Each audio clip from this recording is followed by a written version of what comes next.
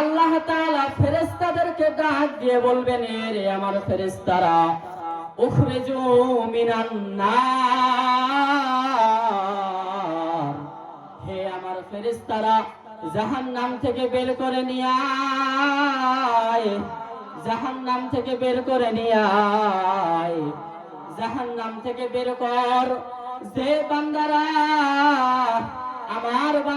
আমার উপর ঈমান এনেছিল কিন্তু নেক আমল করতে পারে নাই, নেক আমল করতে ব্যর্থ হয়েছে, এমন বান্দাদেরকে জাহান্নাম থেকে বের করে নিয়ে আয়। মান যাকারানি ইয়াউমান, যে বান্দা দুনিয়াতে একদিন আমি আল্লাহকে আল্লাহ বলে ডাক দিছে, সুবহানাল্লাহ বলেন। তিরমিজি শরীফের হাদিস বয়ান করতেছি। পৃথিবীর এমন একটি তিরমিজি শরীফ, এমন একটি কিতাব, পৃথিবীতে উম্মতে মুহাম্মাদের আলেম সমাজ সাক্ষী রয়েছে। কিতাবের মধ্যে সিহা সিত্তা, 6টি বিশুদ্ধ কিতাব, এর মধ্যে তিরমিজি শরীফের স্থান হলো 3য় নাম্বার, 3 নাম্বার স্থান জামিউত তিরমিজি, যাকে তিরমিজি শরীফ নামে আমরা খ্যাত করেছি। তিরমিজি শরীফের হাদিস বলতেছি, আল্লাহ তাআলা ফেরেশতাদেরকে বলবেন, রে ফেরেশতারা, জাহান্নাম থেকে বের করে নিয়ে আয়। যে বান্দারা দুনিয়ার জমিনে একদিন আমি আল্লাহকে আল্লাহ বলে ডাক দিছে, সুবহানাল্লাহ বলেন। আল্লাহকে আল্লাহ বলে ডাক দেন, আল্লাহ। আরেকবার ডাক দেন না মায়া লাগায়, আল্লাহ। আল্লাহ তাআলা এই কথাই বললেন, উখরিজু মিনান নার। উখরিজু হলো আমরের সিগা। উলামায়ে কেরামগণ খুব ভালো বুঝবেন। আল্লাহ ফেরেশতাদেরকে আদেশ করবেন, জাহান্নাম থেকে বের করে নিয়ে আয়। আমার বান্দারা আমার নাফরমানি করলেও আমার প্রতি ঈমান এনেছিল,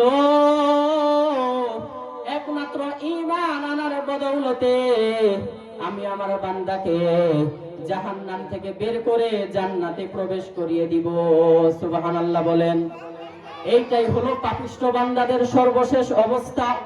কিন্তু রব্বুল আলামিন কুল ইয়া ইবাদি, নিজের বান্দাদেরকে ডেকে 1 নম্বরে বলতেছেন, আকিমুস সালাহ, বান্দারা নামাজ কায়েম করো।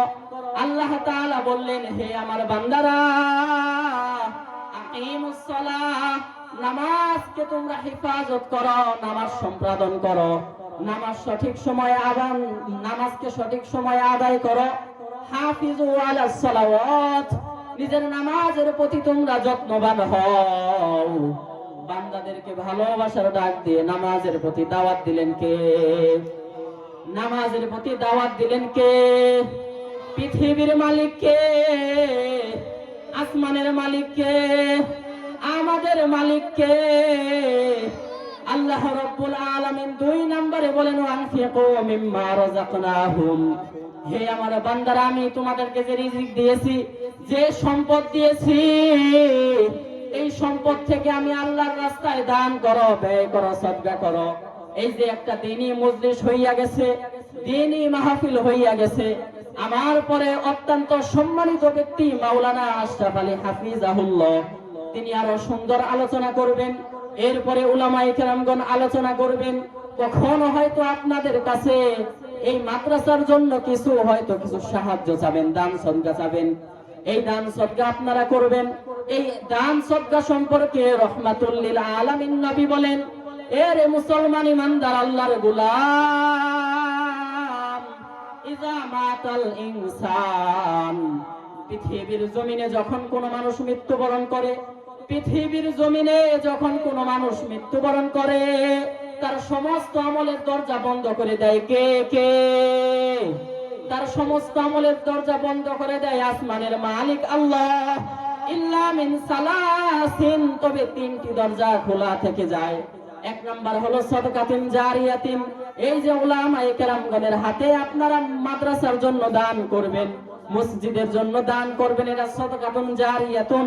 এটা এমন একটা দান সদকা, আপনি কিয়ামত পর্যন্ত কবরে ঘুমায়া থাকবেন, কিন্তু কবরের মধ্যে আপনার আমলনামায় সওয়াবগুলো যাইতে থাকবে, পৌঁছাইতে থাকবে। এরপর নবী আমার 2 নাম্বার ডাক দিয়ে বলেন, আও ইলমিন ইয়ানফাউ বিহি, ওই ইলম যে ইলমের মাধ্যমে মানুষদেরকে উপকৃত করেছে। 3 নাম্বার হলো ওয়ালাতুস সলিহা, নেককার সন্তান। আওয়াজ দিয়ে বলেন কি সন্তান? কি সন্তান? নেককার সন্তান। নেককার সন্তান স্কুলে হয় না মাদ্রাসায় হয়? আওয়াজ দিয়ে বলেন, স্কুলে হয় না মাদ্রাসায় হয়? নেককার সন্তান কিন্তু মাদ্রাসায় হয়। এজন্য নবী আলাইহিস সালাম সন্তানদেরকে নেককার বানানোর জন্য পরিষ্কার হাদিসের মধ্যে বলেন, বাইহাকি শরীফের হাদিস বলতেছি, নবী আমার বলেন, কোন আলিমান, হে আমার উম্মত তোমরা নিজেরা আলেম হয়ে যাও, আও মুতাআল্লিমান, অথবা আলেমের ছাত্র হয়ে যাও। এই যে মাদ্রাসার মুফতামিম সাহেব মুফতি আরিফুল ইসলাম হাফিজাহুল্লাহ, তার কাছে আপনারা নিজেদের দরদের সন্তান তার কাছে দিয়ে রাখছেন, অত্যন্ত ভালো মানুষ। এই যে মাদ্রাসার মুফতামিম সাহেব, তিনি যে দ্বীন শিক্ষা দেন, এটা হলো ইলমু ইয়ানতাফাউ বিহি, মানুষকে ইলম দ্বারা উপকৃত করতেছে, এটা কিন্তু সদকায়ে জারিয়া হবে। আপনাদের নেককার সন্তানরা যখন আপনাদের জন্য দোয়া করবে, আমাদের জন্য যখন দোয়া করবে, রব্বুল আলামিন এই দোয়াটাই কবুল করে আপনার আমলনামায় কিয়ামত পর্যন্ত সওয়াব পৌঁছাইতে থাকবে। সুবহানাল্লাহ বলেন, সুবহানাল্লাহ বলেন। এই জন্য দ্বীনি মাদ্রাসা, গন্ধব দারুল কুরআন হাফিজিয়া মাদ্রাসা, এই মাদ্রাসায় সন্তানদেরকে দিয়া দিবেন, 1-2টা ছেলে মেয়েদেরকে দিয়া দিবেন, তারা দ্বীন শিখবে, আওয়ালাদুন সলিহার অন্তর্ভুক্ত হয়ে যাবে, নেককার সন্তান হইয়া যাবে, দুনিয়ার সম্পদ তো পড়েই থাকবে। যখন আজরাইল চলে আসবে, পৃথিবীর জমিনে যখন আমাদের হায়াত নামক দৌলত শেষ হয়ে যাবে, আল্লাহ রাব্বুল আলামিন পৃথিবীর জমিনে মানুষদেরকে বানাইছেন একটা উদ্দেশ্যে, একটি মতলবে আল্লাহ তাআলা পৃথিবীর জমিনে মানুষদেরকে সৃষ্টি করেছেন। এটা হলো এই কারণ কি উদ্দেশ্যে আল্লাহ বানাইলেন। আল্লাহ তাআলা কোরআনে কারীমের অপর এক আয়াতের মধ্যে বলেন, ওমা খলাকতুল জিন্না ওয়াল ইনসা ইল্লা লিয়াবুদুন, পৃথিবীর জমিনে আমি মানুষ বানিয়েছি একমাত্র তারা কার ইবাদত করবে? কার? আওয়াজ দিয়ে বলেন, আল্লাহর, একমাত্র আল্লাহর ইবাদত করবে। এই উদ্দেশ্যে আমি মানুষ সৃষ্টি করেছি। পৃথিবীর জমিনে আল্লাহ তাআলা মানুষ বানাইলেন ইবাদত করার জন্য। নেককার সন্তান যদি আপনি এই গন্ধব দারুল কুরআন হাফিজিয়া মাদ্রাসায় একটা সন্তানকে আপনি দ্বীন শিক্ষার জন্য দিয়ে দেন, সে দ্বীন শিখবে, কোরআন পড়বে, আল্লাহ রাব্বুল আলামিনের এই শব্দ কালাম কোরআন পড়বে।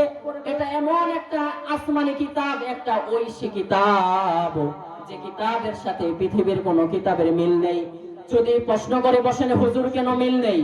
পৃথিবীর সমস্ত কিতাবের চেয়ে ভিন্ন একটি কিতাব, পৃথিবীর কোন কিতাবের সাথে এই কোরআনের মিল নেই। যদি বলেন কেন মিল নেই?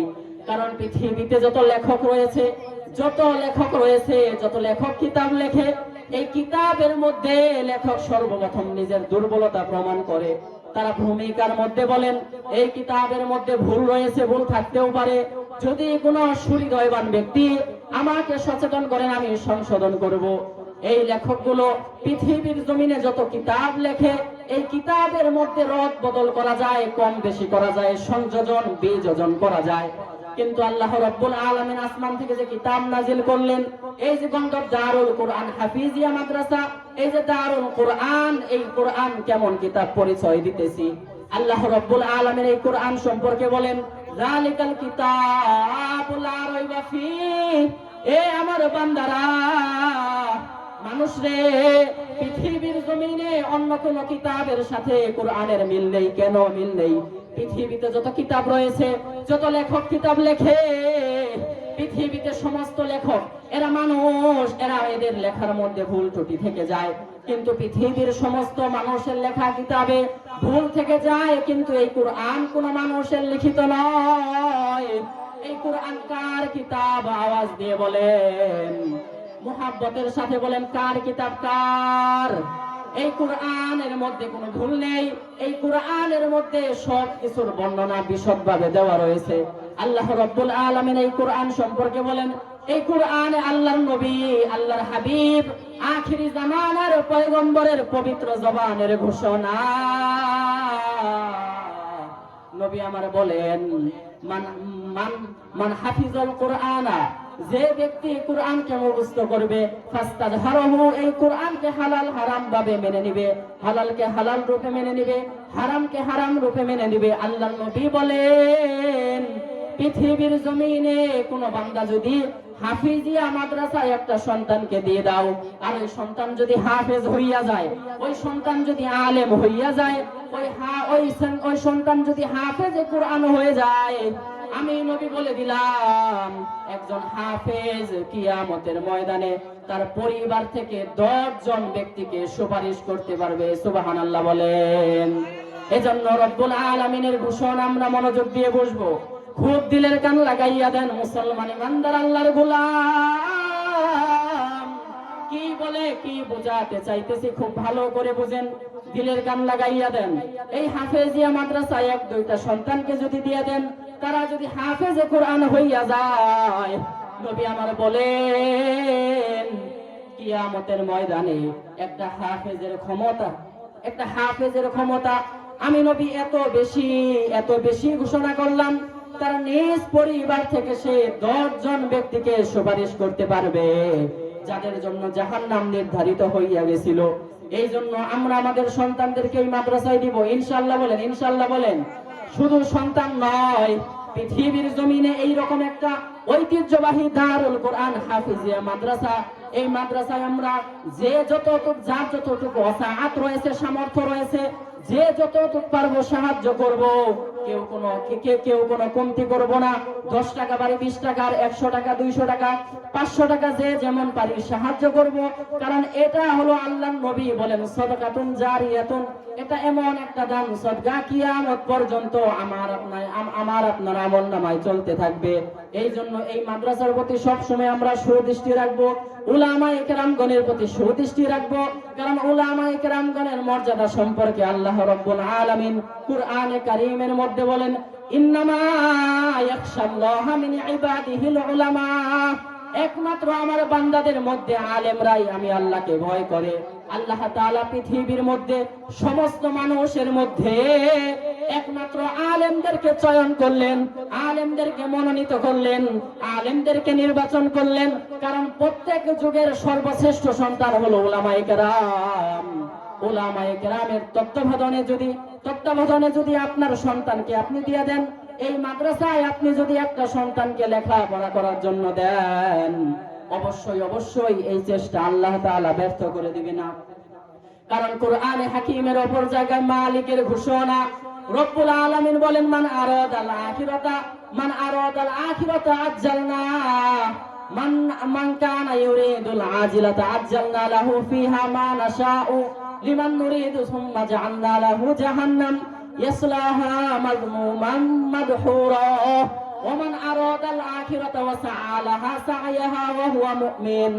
আল্লাহ রাব্বুল আলামিন, আসমান জমিনের মালিক রব্বুল আলামিন বলেন, বান্দারে, আখিরাতের পথে যদি তুমি চেষ্টা করো, নামাজ আদায় করে চেষ্টা করো, আমি আল্লাহর রাস্তায় দান সদকা করে চেষ্টা করো, আমি আল্লাহর রাস্তায় কষ্ট করে চেষ্টা করো, আমি আল্লাহর রাস্তায় একটা সন্তানকে মাদ্রাসায় দিয়ে চেষ্টা করো, রোজা রেখে চেষ্টা করো, যাকাত দিয়ে যদি চেষ্টা করো, মান আরাদাল আখিরাতা, আখিরাতের পথে যদি তুমি চেষ্টা করো, সাধনা করো, আমি আল্লাহ ঘোষণা দিয়ে দিলাম, ফাউলাইকা কানা সাইয়ুহুম মাশকুরা, তোমার এই চেষ্টার যথাযথ মর্যাদা দেওয়া হবে। সুবহানাল্লাহ বলেন। আমার বান্দার চেষ্টার সম্মান কে দিবে? কে? এই ঘোষণাকার কুরআনে কারীমের মধ্যে এই আয়াত আল্লাহ এনেছেন, এই উক্তি রব্বুল আলামিন করেছেন। আল্লাহ তাআলা ডাক দিয়ে বলেন, পৃথিবীর জমিনে বান্দা, একটা বান্দাও যদি খালি হাতে আসতে পারবা না। একটা বান্দা আমি আল্লাহর দরবারে আসার আগে, আমি আল্লাহর দরবারে যখন আসবা, একটা বান্দা খালি হাতে ডুববা না, আখিরাতের চেষ্টা করে আসবা। আখিরাতের চেষ্টা ইবাদত করবে, ইবাদত করার পর আমি আল্লাহর দিকে প্রত্যাবর্তন করবে। আল্লাহ রাব্বুল আলামিন বলেন, আফাহসিবতুম আন্নামা খলাকনাকুম আবাসাও ওয়া আন্নাকুম ইলাইনা লা তুরজাউন। আল্লাহ তাআলা ডাক দিয়ে বলেন, বান্দারে, এ পৃথিবীর মানুষ, তোমরা কি ধারণা করেছো, তোমরা কি ধরে নিয়েছো, তোমরা কি মনে করেছো তোমাদেরকে এমনিতেই বানানো হয়েছে? তোমাদেরকে বানানোর পিছনে কোনো কারণ নেই। লা তুরজাউন, বান্দারে, আর তুমি কি আমি আল্লাহর কাছে ফিরে আসবে না? এরে আমার গোলাম, এরে আমার বান্দা, তুমি কি ধারণা করেছো লা তুরজাউন? এ বান্দা, তুমি কি আমি আল্লাহর কাছে আর ফিরে আসবে না? আর আমি আল্লাহর কাছে যখন ফিরে আসতেই হবে, সন্দেহ নেই। অবশ্যই আমি আল্লাহর দরবারে আসার সময় আমি আল্লাহর জন্য হাদিয়া নিয়ে আসবা, আমি আল্লাহর জন্য উপঢৌকন নিয়ে আসবা। আমি আল্লাহর দরবারে কেউ খালি হাতে আসবা না। এই খালি হাতে আসা যাবে না। আল্লাহ আমার আপনার কাছে কি চায়? আমার আপনার কাছে রব্বুল আলামিন কি চায়? আল্লাহ হাদিয়া নিয়ে যাইতে বললেন। আল্লাহ বলেন